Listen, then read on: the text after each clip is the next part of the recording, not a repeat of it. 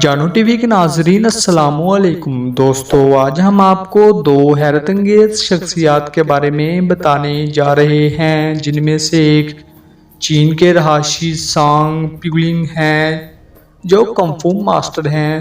اللہ تعالیٰ نے انہیں ایک عجیب و غریب خصوصیت مہیا کی ہے، وہ اپنے ناک سے پانی کھینچ کر آنکھ سے نکالتے ہیں، وہ اسے ایک قدیم فن قرار دیتے ہیں۔ انہوں نے کہا ہے یہ کافی مشکل اور تکلیف دہ کام ہے۔ اس کام کو سیکھنے کے لیے انہوں نے اپنی زندگی کے 10 سال ٹریننگ کی ہے۔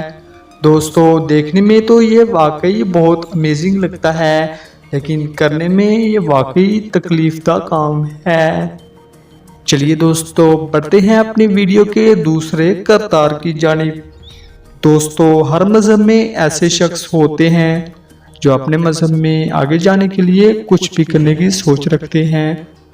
58 سالہ روبن ناجی کا تعلق فلپائن سے ہے۔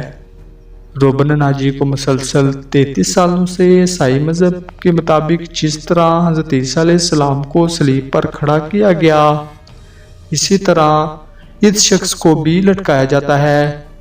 روبن ناجی رضاکارانہ طور پر خود کو اس کام کے لیے پیش کرتے ہیں، تاہم انہوں نے اعلان کیا ہے کہ اگلے سال وہ آخری بار صلیب پر لٹکائے جائیں گے۔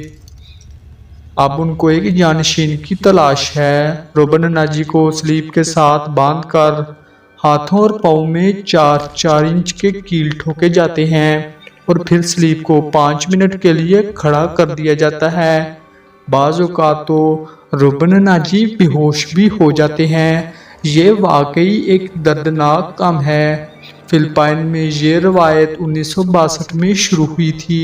اب یہ فلپائن کا سب سے مقبول مذہبی تہوار بن چکا ہے۔ ہر سال ہزاروں کی عدت مند اس منظر کو دیکھنے کے لیے آتے ہیں۔ یہ تقریب مقبول ہونے کے ساتھ ساتھ ایک متنازع تقریب بھی ہے۔